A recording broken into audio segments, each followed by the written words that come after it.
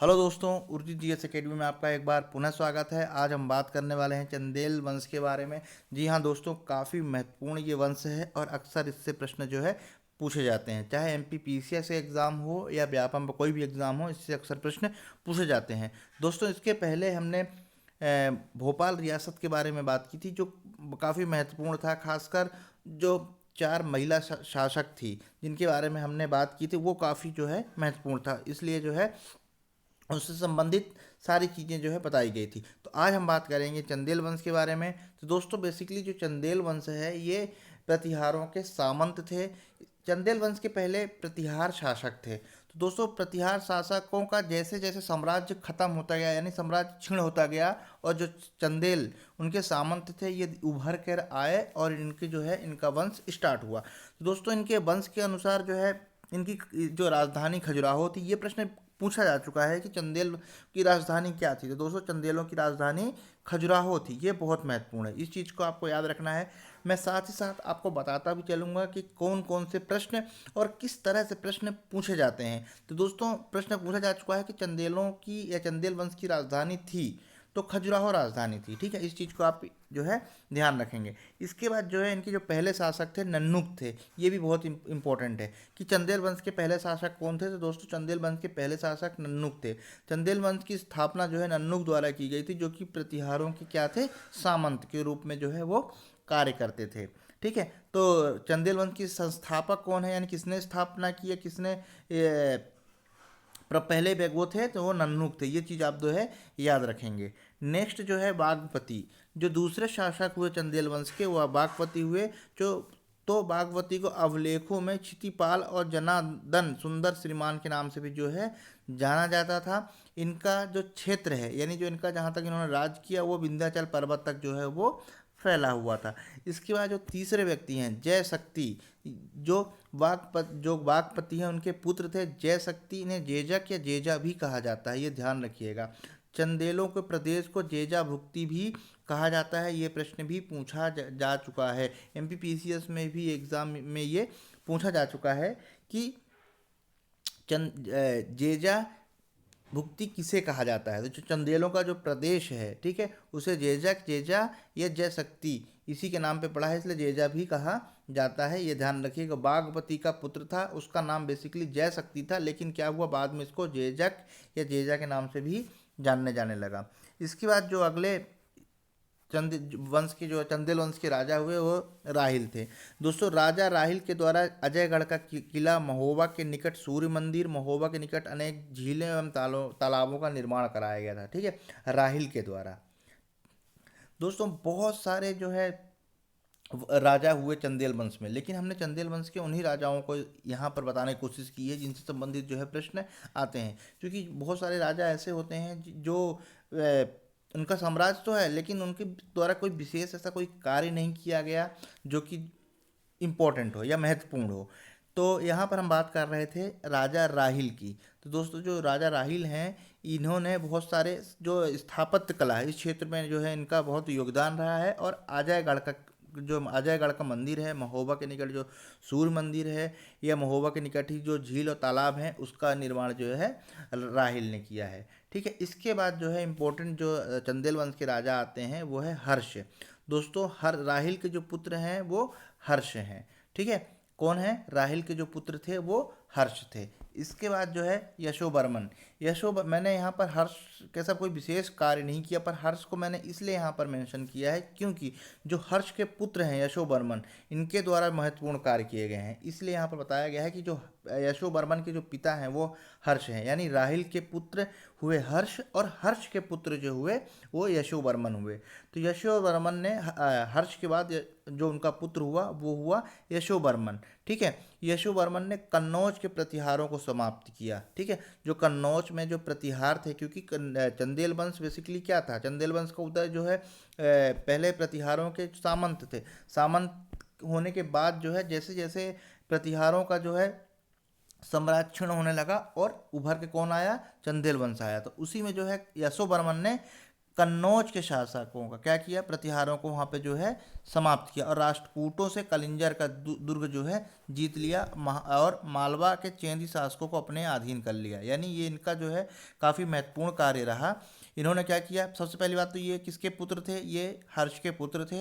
इन्होंने यशोवर्मन से यशोवर्मन ने कन्नौज के प्रतिहारों को समाप्त किया। यानी वहाँ पर जो भी साम्राज्य था उनको अपने अधीन कर लिया और राष्ट्रकूटों से क्या किया, उनके कलिंजर का जो दुर्ग था, ठीक है, दुर्ग यानी जो किला था उसको भी छीन लिया और जो मालवा क्षेत्र है उसके चेंदी शासक को अपने अधीन कर लिया। अब ये सबसे महत्वपूर्ण जो यशोवर्मन के दो नाम हैं, यशोवर्मन को ही लक्ष्मण वर्मन भी कहा जाता है, ये बहुत इंपॉर्टेंट है। ठीक है, कभी कभी क्वेश्चंस में यशोवर्मन ना बोल के लक्ष्मण वर्मन बोलते हैं और हम पढ़ के जाते हैं यशोवर्मन, तो इसमें क्या होता है कि अगर हम वो क्वेश्चन आते हुए भी, क्योंकि हमें उनका दूसरा नाम नहीं पता था, तो वो क्वेश्चन आता हुआ भी जो है हम गलत करके आते हैं। तो इनके दो नाम हैं, यशोवर्मन और लक्ष्मण वर्मन, दोनों को ही याद रखेंगे। इन्होंने खजुराहो में प्रसिद्ध विष्णु मंदिर का निर्माण करवाया था। ये प्रश्न बहुत बार पूछा जा चुका है कि जो खजुराहो का जो प्रसिद्ध विष्णु मंदिर है उसका निर्माण किसने करवाया था। दोस्तों, खजुराहो के प्रसिद्ध विष्णु मंदिर का निर्माण हर्ष के पुत्र यानी यशोवर्मन और लक्ष्मण वर्मन के द्वारा कराया गया है। ठीक है, किसके द्वारा कराया गया है, लक्ष्मण वर्मन और यशोवर्मन के द्वारा कराया गया है। इसके बाद जो है इस मंदिर में जो है, अब इसकी इंपॉर्टेंट एक चीज़ जो है, जो ये मंदिर बनवाया गया, इस मंदिर में यशोवर्मन ने बैकुंठपुर की मूर्ति स्थापित कराई गई। अब ये बैकुंठपुर की मूर्ति कहाँ से प्राप्त की, तो प्रतिहारों का जो शासक देवपाल था उनसे प्राप्त किया। यह प्रश्न भी पूछा गया है कि जो विष्णु मंदिर का निर्माण करवाया है, विष्णु मंदिर का जो निर्माण करवाया है यशोवर्मन ने, उसकी मूर्ति कहाँ से प्राप्त हुई। तो दोस्तों, ये उसकी मूर्ति बैकुंठ की मूर्ति और प्रतिहार शासक देवपाल से प्राप्त की है। इसके बाद जो है अगले जो चंदेल वंश के शासक थे वो थे धंगदेव। कौन थे, धंगदेव। यशोवर्मन का पुत्र धंगदेव शासक बना। यह एक प्रतिभाशाली शासक था। ठीक है, प्रतिभाशाली शासक था। एक चंदेल वंश का प्रथम राजा था जिसने क्षीण प्रतिहार सत्ता को अस्वीकार करने की स्वाधीनता की घोषणा की। ठीक है, यानी इसने क्या किया, पूरी तरह से, ये पहला एक राजा था धंगदेव, ध्यान देखिएगा, धंगदेव यशोवर्मन का पुत्र था। किसका पुत्र था, यशोवर्मन का पुत्र था धंगदेव, जो कि इसने पूरी तरह से अस्वीकार कर दिया प्रतिहार सत्ता को। ठीक है, धंगदेव के शासन काल में निर्मित खजुराहो के विख्यात, यानी धंगदेव ने क्या किया, जो खजुराहो का प्रसिद्ध मंदिर है परशुनाथ मंदिर और विश्वनाथ मंदिर व लक्ष्मण मंदिर का निर्माण करवाया था। ठीक है, ध्यान रखिएगा, बहुत महत्वपूर्ण है। धंगदेव एक पहला शासक था जिसने प्रतिहारों की पूरी सत्ता को क्या किया, अस्वीकार किया, पहला। दूसरा, परशुनाथ, विश्वनाथ और लक्ष्मण मंदिर का निर्माण किसने करवाया था, धंगदेव ने करवाया था। धंगदेव यशोवर्मन का पुत्र था। यशोवर्मन ने क्या किया था, प्रसिद्ध विष्णु मंदिर का निर्माण कराया था, जिसका जो बैकुंठपुर से मूर्ति लाई थी और प्रतिहार शासक जो देवपाल था उनसे प्राप्त किया था। ठीक है, उसी का पुत्र हुआ धंगदेव, जिसने क्या किया, सबसे पहले प्रतिहारों की सत्ता को पूरी तरह से अस्वीकार किया। दूसरी बात, परशुनाथ मंदिर, विश्वनाथ मंदिर और लक्ष्मण मंदिर, इन तीनों मंदिरों का निर्माण करवाया। ठीक है, अब धंगदेव के बाद जो उसका पुत्र हुआ गंडदेव। ठीक है, धंगदेव के पश्चात उसका पुत्र गंडदेव अल्पकाल के लिए शासक बना, किंतु इसने बहुत ही महत्वपूर्ण क्या, खजुराहो में जगदम्बे और चित्रगुप्त मंदिर का निर्माण करवाया। किसका निर्माण करवाया, जगदम्बे तथा चित्रगुप्त मंदिर का निर्माण करवाया। किसने, गंडदेव ने। धंगदेव का पुत्र था और इसने खजुराहो में जगदम्बे और चित्रगुप्त मंदिर का निर्माण कराया था। दोस्तों, मैं इन शब्दों पर इसलिए बल दे रहा हूँ क्योंकि ये प्रश्न पूछे जाने वाले हैं, साथ ही साथ पूछे जा चुके हैं। ठीक है, इसके बाद जो है अगला जो शासक हुआ विद्याधर हुआ। ठीक है, तो गंडदेव का पुत्र कौन हुआ, गंडदेव का पुत्र हुआ विद्याधर। ठीक है, गंडदेव का पुत्र हुआ विद्याधर। अब विद्याधर एक ऐसा शासक था जिसने क्या किया, जिसने महमूद गजनवी की जो महत्वाकांक्षा था उसको क्या किया, इसने सफलतापूर्वक विरोध किया। ठीक है, एक चीज और, धंगदेव के बारे में एक चीज़ और भी कहा जाता है। जो धंगदेव थे जिन्होंने परशुनाथ और विश्वनाथ और लक्ष्मण मंदिर का निर्माण करवाया था, उनके बारे में की और कहा जाता था कि उन्होंने राजधानी महोबा या जिसे कलिंजर कहते थे उससे स्थानांतरित करके खजुराहो लेके आए। ठीक है, खजुराहो लाने का राजधानी पहले वो महोबा या कलिंजर राजधानी हुआ करती थी चंदेल वंश की, लेकिन चंदेल वंश से जो धंगदेव थे, ठीक है, धंगदेव वो राजधानी को कहाँ लेके आए थे, वो खजुराहो लेके आए थे। ठीक है, इसके बाद जो है अब हम बात कर रहे थे विद्याधर के बारे में, तो विद्याधर किसके राजा किसके जो है पुत्र थे, वो गंडदेव के पुत्र विद्याधर थे। ये ऐसे राजा थे जिन्होंने जो महमूद गजनवी थी उनकी जो महत्वाकांक्षा था सफलतापूर्वक उसका जो है उन्होंने क्या किया, विरोध किया। इसके अलावा विद्याधर ने जो मालवा के परमार शासक भोज थे, जिसे हम राजा भोज के नाम से जानते हैं, उनको और त्रिपुरी के कलचुरी शासक गंगे देव को भी जो है उन्होंने हराया था, यानी अपने अधीन किया था। ठीक है, यह बहुत ही महत्वपूर्ण है। ये प्रश्न पूछा जा चुका है कि किस शासक ने चंदेल वंश से किस शासक ने राजा भोज को पराजित किया था। तो दोस्तों राजा भोज को मालवा के जो परमार वंश के शासक राजा भोज थे उनको जो है विद्याधर ने ही पराजित किया था। साथ ही साथ जो त्रिपुरी है, त्रिपुरी के कलचुरी शासकों जो कि गंगदेव हैं उनको भी जो है इन्होंने ही हराया था। इसके अलावा इससे भी महत्वपूर्ण है कि विद्याधर के द्वारा ही कंदरिया महादेव का मंदिर, कौन सा मंदिर, कंदरिया महादेव का मंदिर दोस्तों बहुत महत्वपूर्ण है। कंदरिया महादेव के संबंधित जो प्रश्न जो है यूपीएससी में भी पूछा जा चुका है। तो ये पूछा जाता है कंदरिया महादेव का मंदिर कहाँ है, तो सब जानते हैं खजुराहो में, पर किसने बनवाया है, तो ये ध्यान रखने वाली बात है कि विद्याधर ने, गंडदेव के पुत्र विद्याधर ने जो है ये इसका निर्माण करवाया था, कंदरिया महादेव का मंदिर। ठीक है, इसके बाद जो शासक हुए वो है परिमार्दिदेव। ठीक है, परिमार्दिदेव जो है अगले शासक हुए।